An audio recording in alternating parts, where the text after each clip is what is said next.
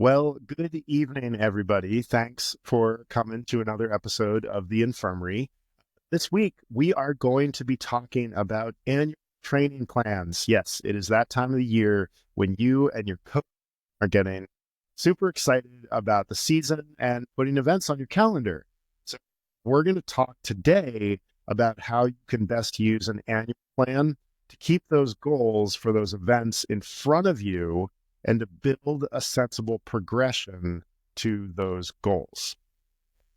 Annual training plans, I think, get a lot of lip service out there in the coaching and athlete world.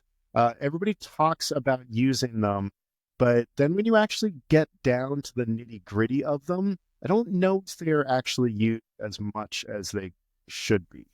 And I think there's some reasons for that, mostly having to do with training plan templates being way too complicated. I've fallen into that before and are going to try to address that today. So, what is it? What is an annual training plan in the first place?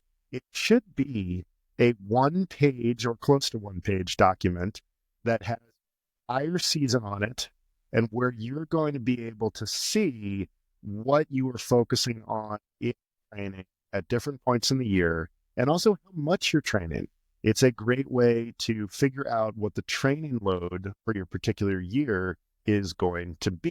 It's a really useful document. And what it's going to help you do as a coach or as a self-coached athlete, it's going to keep you away from just repeating the same training block again and again, which is something that can happen.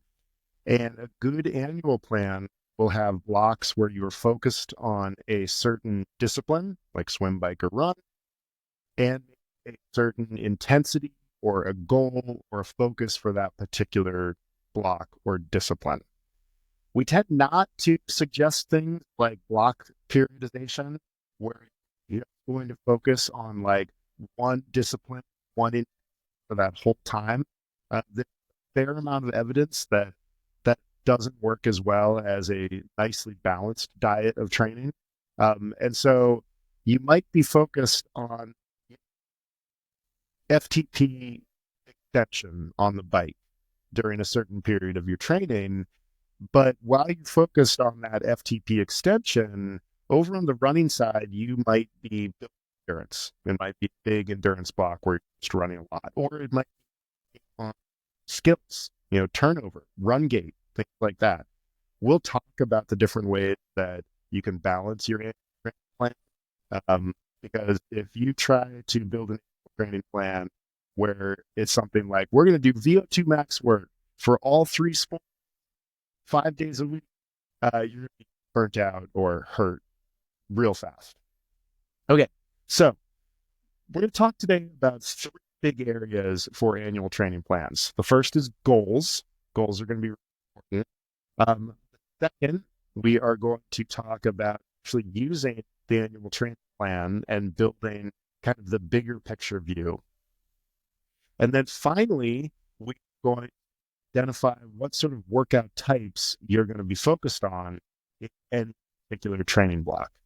Now, discussions like this can get hairy pretty quickly because you could just talk about training and programming, but you're all, so we will do our best to stick to the script. Finally, we have a great question from one of our team members about the difference between shame and accountability in coaching. That's really close to my heart. So stick around towards the end. Some listening questions. Goals. In January, everybody talks about goals. And usually by February or March, I kind of lost sight of some of the goals. So there are three different kinds of goals that I really think should go into every annual plan. There's a real study that just came out recently about the different types of goals, their efficacies. And something really cool about goals is that this study found that specific goals, big goals, work equally effectively. And that's really great. Also, the study found that acronym for decades, the SMART acronym, actually exactly the way that it's it's not the way that it was intended. I'll put a link to that study in the show notes and down below. Okay, 3 different types of goals: outcome goals, performance goals, and process goals. All 3 of the training plan. I'll explain. Outcome goals get a real bad rap these days, and there's really good reason for that. So outcome goals are things like, I want to be on the podium at 𝗙𝗪𝗧𝗛 70.3 in May. Okay, it's really clear. It's really specific. You have 0 control over that particular goal. Also, setting goals as particular time goals can also be really problematic. Set a time goal, I want to do a 4:15.3, and then you show up to 70.3 and it's 100 degrees, 90% humidity. People are going to run 4:15 that day. So outcome goals are under control, which is why we tend to not do them very much in coaching. But outcome goals are really helpful because they basically tell us, okay, what's the destination? Like, where are we headed? Like, if a coach starts working with an athlete and the coach has no idea that that particular athlete wants to hit a certain time for an event, that coach and that athlete might never actually end up on the same page about their training. And that's a real issue. So set the outcome goal with your athlete, or if you're an athlete, set the outcome goal with your coach, leave it on the annual plan, and move on to the next one, which is way more important, which are performance goals. So a performance goal is basically like, in order to achieve the outcome, I will need to be able to do blank, and in short term, that's something like, I need to be able to hold 8 minutes per mile in my Ironman marathon, or in that bike race, I know that there's a selection where I'm going to have to ride 360 watts for 5 minutes in order to stay with the group. And the reason that performance goals are great is that you as the athlete have more control over achieving them than a goal. So let's talk about that FTP goal. So maybe that athlete comes into the season with an FTP of 330. So they've got to gain 20 watts onto their FTP by the time the race happens. That's a really big goal. If the athlete, experienced athlete, adding that many watts is a lot. So that athlete and that coach know, okay, here's what we need to do. In order to pull that off, here's the training in order to achieve that is going to look like. So performance goals are great because the athlete has a little more control over them than outcome goals, maybe 50%. Some days you're just going to be too tired or just too much. And that's a great conversation starter with your coach. And that discussion about shame and accountability we talked about, we're going to come back to that later. That's really wrapped up in all of this.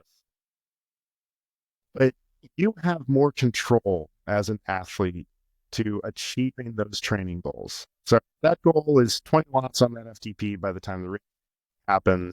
Your coach is probably going to prescribe a fair amount of FTP work, whether it's extension or FTP intensive work, through your preparatory period. It's up to you to go and do the workouts. Most of the time, the workouts will be achievable. Sometimes they won't be, and that's okay. But performance goals are more in control than outcome goals, which is why they're a slightly better kind of goal. Okay, third kind of goal, process goals. These are the ones that, people really love, and they're the best because you have more control. You actually have almost complete control over whether or not you can accomplish your process goals. Let's keep talking about the athlete that's got this FTP goal. Maybe the athlete and the coach decide, okay, this is an ambitious goal. We're going to have to ride your bike a lot. So maybe they make a plan that the athlete is going to average 5 rides a week during their loading periods. During the recovery week, it'll drop or the intensity gets a lot easier. But that's way the athlete's control. Like, all right, I'm going to ride my bike 5 times a week. When tired, I take a recovery week and I ride 3 times a week or something like that. But process goals are great because they, once again, totally achievable by the athlete. And as the athlete achieve things that are under their control, it builds their self-confidence, builds their sense of efficacy. All of those things make them a better athlete. Wins encourage future wins. Okay, so that's goals.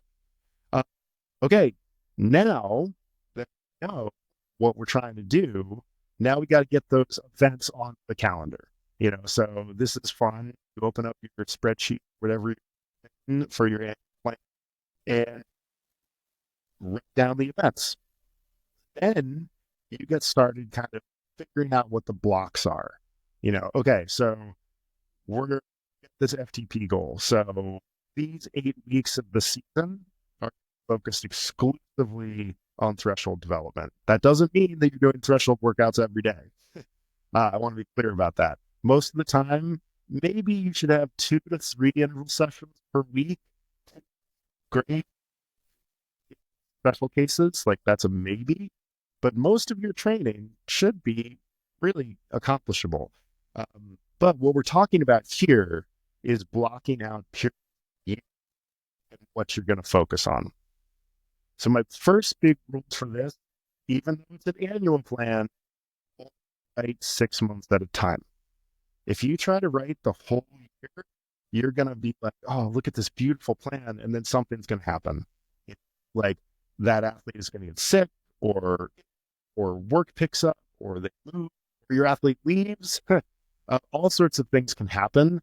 And try to do more than 6 months at a time. It's pretty unlikely that second 6 months is like actually going to happen the way that you blocked it out. So don't worry about it. Don't mess with it. So we know now what needs to change for your athlete in order for those outcome goals to be possible, because we looked at the performance goals. So depending on whatever your system is, and we're going to look at some examples in a few minutes. And if you are listening to podcast people, then there's a link in the show notes to all different annual plans. So you'll be able to like pop them up on your phone or wherever you're listening and have a look. If you're an athlete and if you're a single sport athlete, great, much simpler. You're going to add a focus for each block and sport. You also need to define what. So, like, is a block for 4 weeks? Is it 6 weeks? Is it 8 weeks? Coaches give the old chestnut of 3 weeks of loading, 1 week of recovery, just because that's been floating around in the coaching zeitgeist for decades. There's no particular reason that works, and your mileage is going to really vary if you just sort of apply that to all of your athletes or your self-coached athlete, all of your training. So you need to figure out how long the load block is for you. You're super duper fit and you've been doing this for a long time. You might be able to do longer blocks for somebody, or somebody who's much older athletes need rest. They can handle a lot of intensity, but they definitely need rest. So when you're building your annual plan, this is really important. Good and template has enough detail to remind you of where you're sitting down to write workouts, but it's not so complex that maintaining will becomes a job by itself. That's efficiency at work, not efficiency. The annual training plan in Training Peaks, I'm going to pick on Training Peaks here for a second, is one of these examples. Like, I'm going to populate the amount, volume, capacity, like the blocks are pretty complicated. And the problem is the architecture of the software kind of stuffs you into a certain pattern of working. And really, your should only mean something to you and your athlete. Okay, so you got your calendar, and now you pick what we're going to focus on for each sport and each block of training. This is why things get complicated for triathlon in particular. You've got to do this for each sport. That's a lot. At Campfire, we try to keep things really simple in terms of these bigger picture blocks, which are usually called mesocycles. Like a microcycle is your training week or your training 5 days. It's whatever the small of training is that's bigger than a day. But mesocycle is probably like somewhere measured in terms of weeks, maybe at the shortest up to 8 to 10 weeks at the longest. So we pick for our cycles, we really only have 6 different things that we focus on. Recovery. And usually, you're not going to recover for 10 weeks, but maybe for an off season, you might recover for 4 weeks. That might go on the plan. You might, for all 3 sports, just see recovery for 4 weeks. Technique block, because especially for swimming, maybe that athlete is going to do 4 to 6 weeks of a technique block early on in the year. We'll get into what goes into each of those blocks, but really this is the big focus for that sport for this block. If you're in a technique block for swimming, you're not going to do technique sessions for every single workout.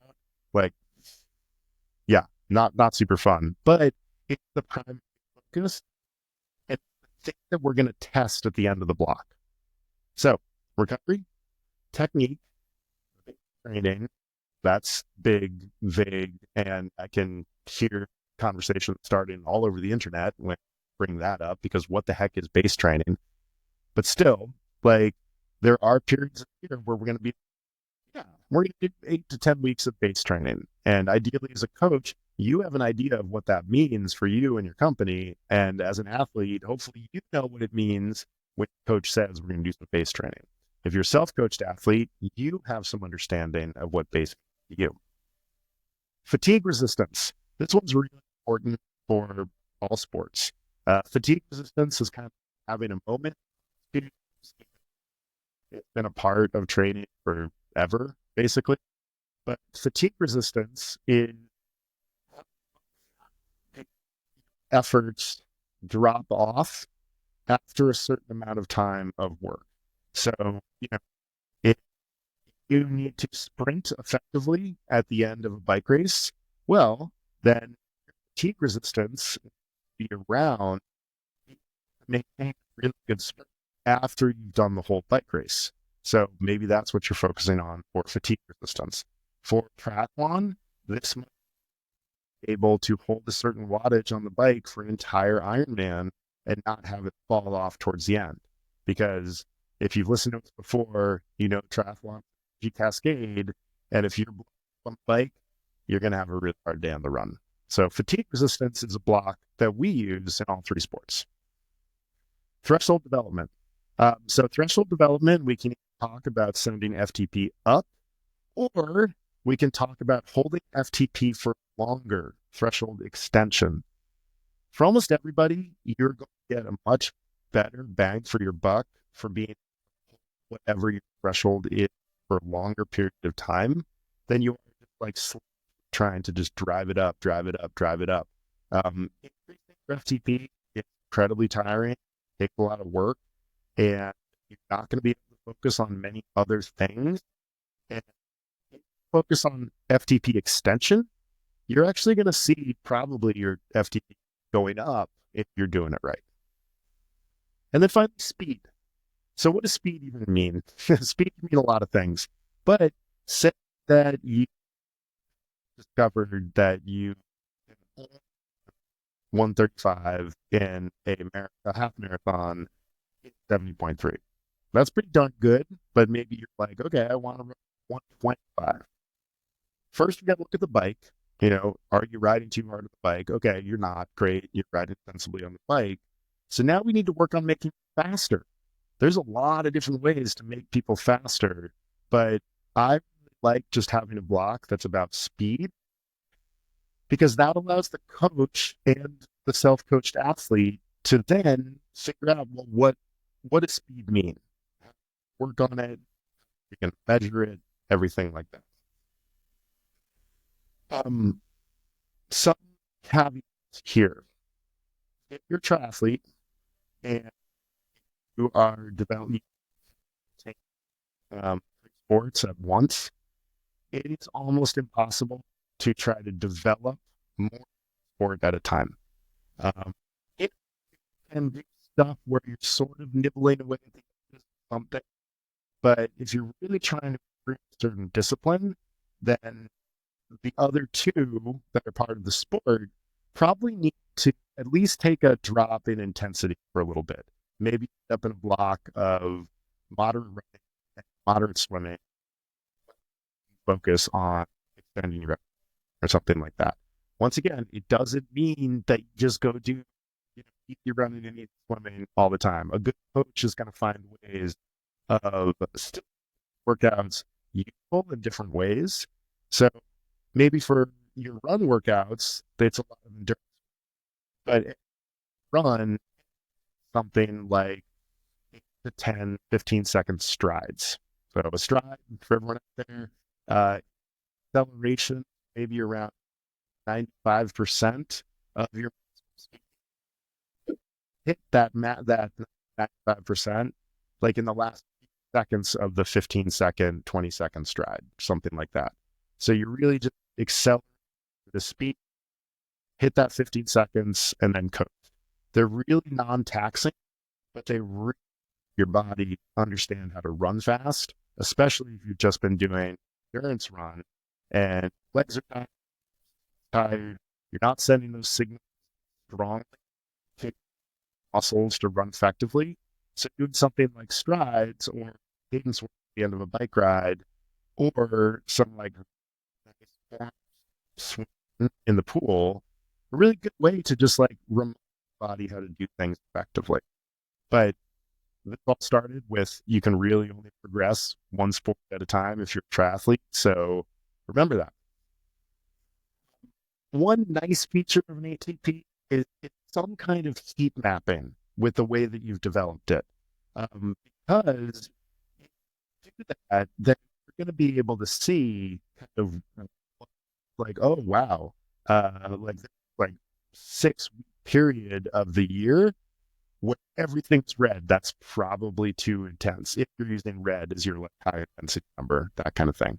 So, okay, we are going to look now at a few different annual training plans. So,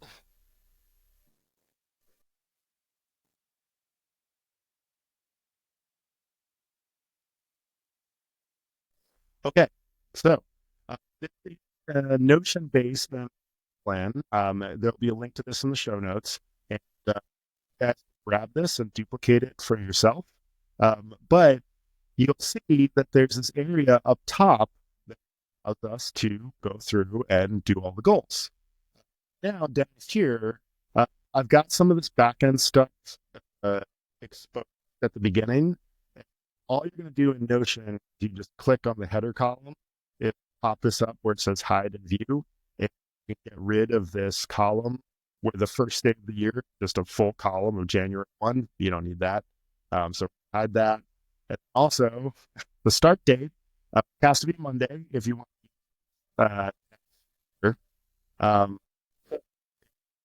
Then we can hide the start date. It's already set for January 6, 2025. So let's go hide that. And now you can start filling stuff in. So an athlete who is doing the correct. It is on March 16th. They're cyclists only. So actually, they're still swimming, but they're not really running. So go hide the columns over here on focus session. And what you can see, it's a particular athlete said that they every week. It's a professional triathlete, and so we're just gonna not 33. That would be a very big swim week. So we're gonna go ahead and drop it. 3 hours of swimming for each week. maybe the race the week before the race, we'll drop it down to 2. Swim focus. In this case, this athlete is just kind of working on pace. They're not go super fast, so we're going to make their focus all the way. By the time we get to race week, maybe it's recovery. Maybe they go for like a little 30-minute swim. So swim sessions. So this is where you as a coach or as a self-coached athlete, you can alter the things in here. You don't have to sit with the different kinds of workouts that we Campfire. So these are the ones for swimming, recovery, pure technique endurance, endurance, which is basically like 6 to 7 out of 10, kind of like a sweet spot kind of mentality. That's development, that's threshold, that's what we for threshold. This one, VO2 max, and then, so this athlete, they technique endurance session and a red met session. So this athlete's just going to repeat that all throughout the periods. That okay, we got some reds, yellows, green, so crazy right now. Okay, this athlete, has some goals for this year, and they are starting out with some big goals right off the bat. So 11, let's stop work. Let's cut the volume half for recovery. It's early in the season, so we're getting base work for the first 5 weeks. This is a recovery. So base, you get to decide what this is. There's recovery, some skills, endurance, and maybe some tempo. So let's just go ahead and do that. In this week is for the test. So we'll drop a 10,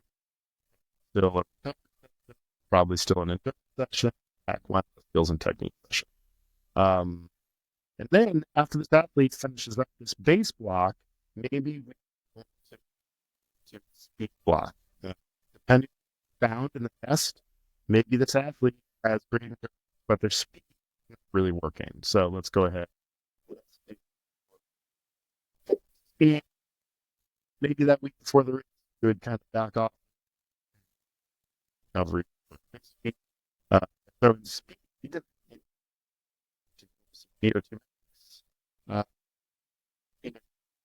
multiple of the same thing if this the system. But again, like I said, if we're focused on VO2 max, and do like 2 interval sessions per focus per week, then you're just going to know, like, okay, it's a VO2 max focus, so we're probably doing VO2 max sessions a week. If you're a good coach, you are going to give your athlete intensity. There's that VO2 max for the week. So let's give this endurance work, some skills and technique, and some recovery, and go ahead and prize that for, and then recovery. This is a very strength-focused athlete. They love to lift. And so probably 2 to 3 sessions a week. So maybe that ends up being 2 hours. We're gonna have every week not going to an hour of strength work back to our 2 hours of training, 2 hours strength training after that, and then week obviously maybe a maintenance session. First one, then that every week if they work out, base build, will out to there. And then what I think is really cool that this spits out a weekly hour here. Fill in volume, 10, 11. We're getting a little close to the rate, so it's like this. The volume back up a little bit, get that athlete recovery. You see over here in the final column, what's happening here. So this is an ATP that we use. That is also going to this is just a Google spreadsheet, and you can see that we've got the week of the year, and you can copy this out because here we've got Monday, Tuesday, Wednesday, Thursday, Friday, Saturday. This ATP, this starts getting into, yeah, this is a little complicated because like you're really gonna like write all of the workouts for the year. It, this is just like it give you a nice little sense of how things are going. But so the daily side is over here on the left, and then the focus is over here on the right. So let's copy our weeks. And let's drop it into this column.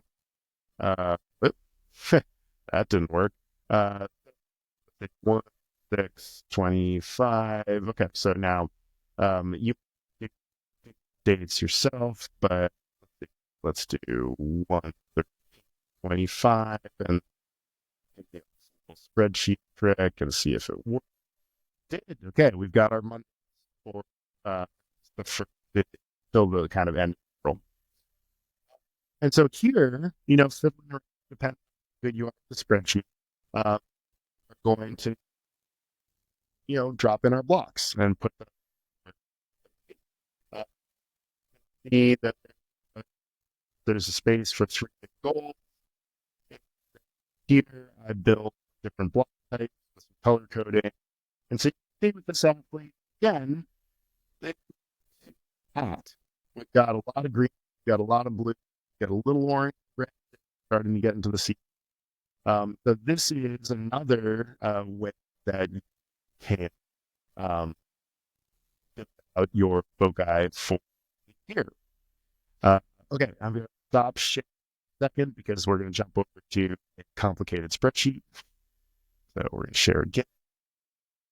And so this monstrosity is,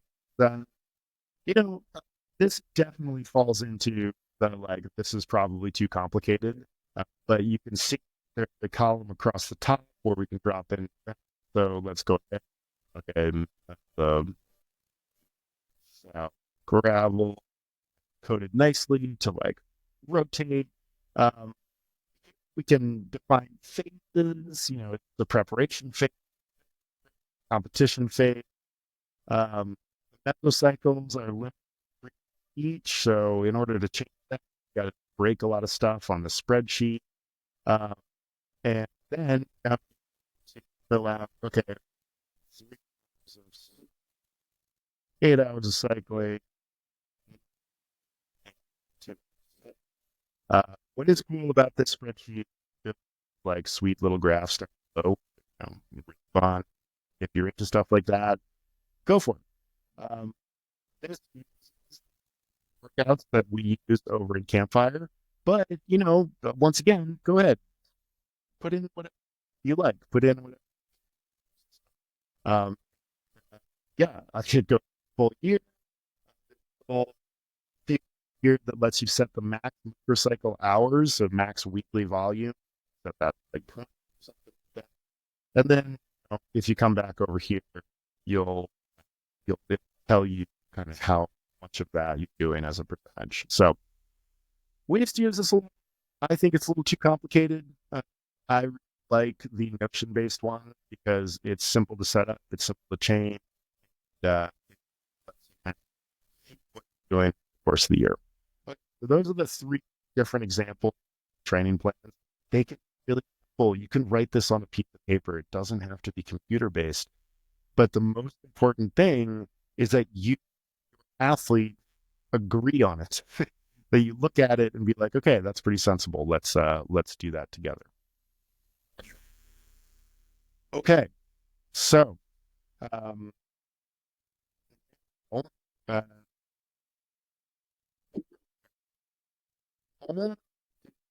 6 months planning these. I really stress that enough. Or go ahead and try to do the whole year. come back and tell me that I am right.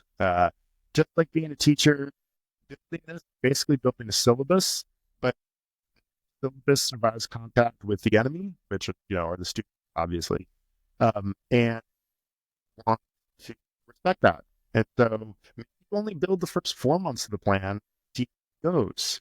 It should be a living document. It shouldn't be like set in stone, because your athlete is not set in stone.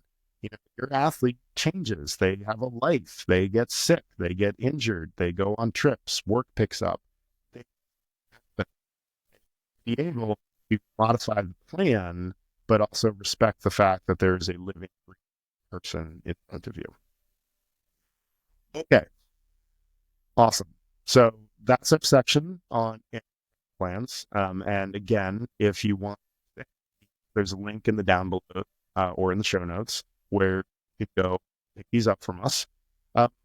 We got this great question from one of our athletes. And so they say, I feel like a lot of athletes cite the pro of accountability for coaching, but on the other hand, I would argue that some athletes feel more pressure or turn accountability into shame. And for me personally, more pressure to nail workouts makes me fall into a loop of wanting to keep redoing workouts if I didn't perfectly. So I might end up in track sessions or do 2 or 3 long rides within a week, completely disrupting my weekly schedule, trying to pick up the first workout I take, unquote. Okay, so first of all, I really believe that no workout is ever failed. If you have a workout that didn't go as prescribed, that's a chance for you to get not ashamed. This week, maybe your coach hasn't quite gotten your training totally correct yet, or hasn't totally figured out your zones, wrote a workout that was just too hard for you. But regardless of that, the first thing that I really want to suggest is that you get away from this binary of that there are workouts that you fail at and workouts that you succeed at. That's going to put you in a real fortunate pattern where you're chasing success rather than listening to your body, which again, like we talked about, every athlete is a living, breathing being, and sometimes they get tired, sometimes they come up. Sometimes you can't figure out why a workout didn't go well. Second, up workouts. Oh gosh, very good recipe for getting injured or burnt out. Like we just said, a workout that didn't go well is simply a mismatch in prescription, or you might be too tired. If you try to repeat the same workout just a few days later, you're reloading a workout that was a bad fit in the first place. So now you've doubled down on something that is too much load for you. And if you're like a lot of endurance athletes, you just pile that makeup on top of the rest of your training load, then this like snowball effect of an athlete that is, I'm guessing, way too tired. If you miss a workout or a workout doesn't go well, the universe wanted it to get missed. There's some reason in life or your schedule that it just couldn't fit in there. Don't get up. Talk with your coach. Figure out, is there a time that we can get this stress into the system later on where it fit better? Okay, now let's talk about accountability and shame. Accountability is not about shame. Properly handled, accountability is about turning your power to you. And a good coach is going to be able to help you figure out why you weren't able to keep this particular commitment. Because a workout on your calendar is a commitment. Like when you sign up with a coach, you're essentially agreeing, I'm going to do my best to do these workouts. And a good coach, if you can't accomplish a workout for some reason, it's going to be really helpful in figuring out what that is. Almost 100% of the time, the reason not you, And sometimes a workout not going well or missing a workout comes from a belief system that you might have about yourself or your training. And a good coach should be able to work with you to kind of gently discover if that's the case. So, example, if you believe that you are never going to be able to run a certain pace, to run a average for marathon. But if there's a part of you that's like, I can't do that, your subconscious is always going to stay away doing that workout because your subconscious wants to protect you from failure. So, if skipping the workout or starts getting hard, you decide to bail. So, the beliefs can really sabotage our training. But the thing that I really want to hear is the beliefs of you. So shame is this particularly horrible thing because it says that there's something wrong with you. A belief system, it's just something that affects you from time to time.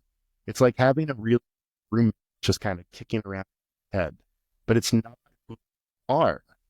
And a good coach is going to be able to figure out why a particular workout didn't skipped it, and you feel like there's something wrong with you. And on the flip side, this isn't just your coach's thing here. You might have to do some also.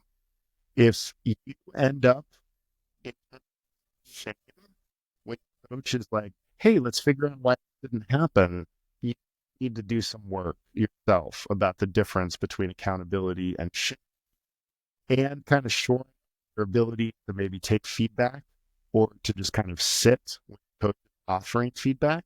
But remember, you don't need to accept feedback if it's not the right time for you. Like if you can sense like, I'm not really ready to like hear some feedback, you can be like, hey, time out. Can we address this in our next call? I'm feeling great about this right now. But accountability, figuring out why something that you could be doing, but it's not about saying there's something wrong because it didn't happen. So shame and accountability, really different things. Shame in coaching. There's not really a place for shame like in general, but it's a thing that happens for people and we should understand it and know what we're doing. Accountability, one of the ways that your coach can help you become a better athlete. Because if you are doing this right and this is reclaiming power, then accountability can be an incredibly powerful. Okay.